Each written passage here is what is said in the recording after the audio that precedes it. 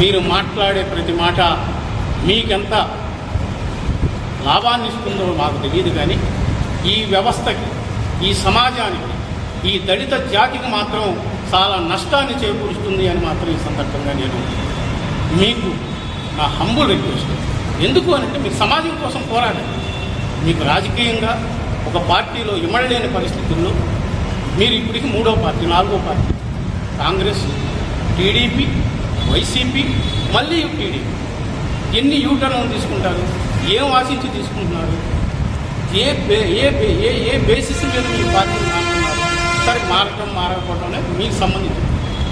మీరు మారిన తర్వాత ఏ విధంగా మాట్లాడుతున్నారు, వ్యవస్థల గురించి ఏ విధంగా ఉంటున్నారు, ఈ వ్యక్తులు మీ గురించి ఏ విధంగా సమాజంలో మాట్లాడుకుంటున్నారు, దీని ఇంపాక్టు ఈ జాతుల మీద, ఈ అణగారిన వర్గాల మీద ఎంత ప్రభావం చూపిస్తుంది అనేది కూడా మీరు ఆలోచన చేయాలని ఈ సందర్భంగా నేను మిమ్మల్ని రిక్వెస్ట్ చేస్తాను. మీరు మాట్లాడాల్సిన అంశాలు జగన్మోహన్ రెడ్డి అంటే హై స్కూల్ విద్యార్థి నుంచి ఈ రోజు వరకు కూడా పేద ప్రజల కోసమే నేను పనిచేస్తున్నాను. గతంలో ఉన్న పార్టీలో కూడా పేద ప్రజల వాయిసే ఇచ్చాను, ఇప్పుడు కూడా పేద ప్రజల వాయిస్ ఇస్తాను. ఎప్పుడు పేద ప్రజలకు సంబంధించి మాట్లాడతాను. అది నా జీవనాడి, నా రక్తంలో ఉన్న అంశం అది. కాబట్టి ఈ విషయంలో శేషగిరి గారు ఒకసారి ఆత్మ పరిశీలన చేసుకుంటే బాగుంటుందని తమ్ముడికి నేను సలహా ఇస్తున్నాను. అదే సందర్భంగా ఆయన ప్రభుత్వ వ్యతిరేకంగా మాట్లాడి ఆయన చేయాలి, కానీ ప్రభుత్వ అనుకూలంగా మాట్లాడటం ఏంది అంటాడు. అంటే ప్రభుత్వం ఏర్పడి 30 రోజులు కాలేదు, 30 రోజులు కాకుండా రద్దు చేయమని యాగి చేస్తూ ఉంటే ప్రజాస్వామ్యానికి అది వాంఛనీయమా? పేద ప్రజలకు అది అవసరమా? నువ్వేమి నిర్వాహకాలు చేసావు 5 సంవత్సరాలు? ప్రజలు అందుకనే కదా తీర్పు ఇచ్చింది నీకు వ్యతిరేకంగా. నీకు ఇచ్చారు కాబట్టి దాని మీద ప్రజలు వెయిట్ చేయాలి, రీజనబుల్ టైం ఇవ్వాలి గవర్నమెంట్కి. కనుక ప్రజా సమస్యల్లో తప్పకుండా నేను పనిచేస్తాను. చాలా శక్తివంతంగా, గతం కంటే శక్తివంతంగా పనిచేస్తాను. నీతి నిజాయితీలు నా జీవనాడి, నా ఊపిరి. రాజకీయాల్లో నేను ఏదో ఒక ప్లాట్ఫామ్ మీద ఉండాలి కాబట్టి రాజకీయాల్లో కొనసాగుతున్నా, కానీ ప్రజల్లో పనిచేయటం అనేది నాకు అవసరం.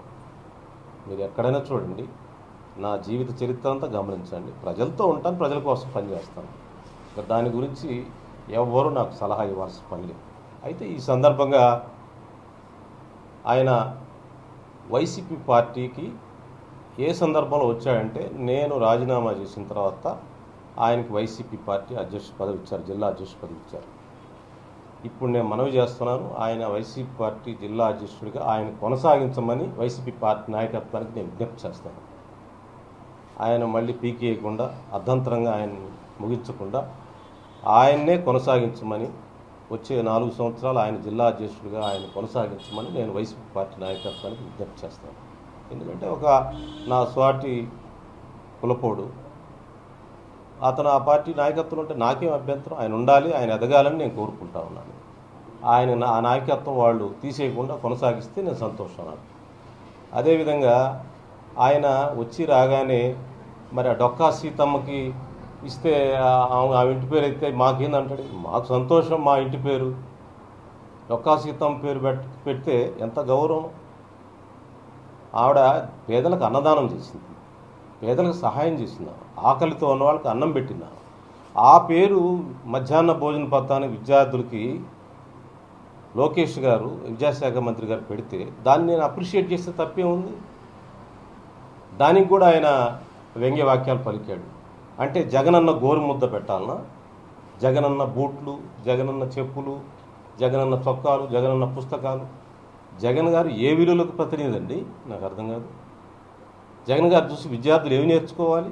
ఆయన జీవితం నుంచి, డొక్కా సీతమ్మ నుంచి నేర్చుకోవాలి. అది మాకు గర్వకారణం. డొక్కా సీతమ్మ ఎలాంటి దాతృత్వం ఉందో, ఎలాంటి ఆకలితో మల్లమల్లాడే కడుపులకి అన్నం పెట్టిందండి ఆవిడకి విద్యార్థులకు ఆమె పేరు పెట్టితే స్ఫూర్తిదాయకంగా ఉంటుంది. ఈయన జగనన్న గోరుముద్ద పెట్టాలంటాడు. ఎట్లా పెడతారు? ఏం స్ఫూర్తి అది? జగన్ గారి పేరు ఏ విలువలకు ప్రతినిధి జగన్ గారు? అందువల్ల మందపాటి ఈ విషయాల్లో పునరాలోచించమని విజ్ఞప్తి చేస్తూ ఉన్నాను.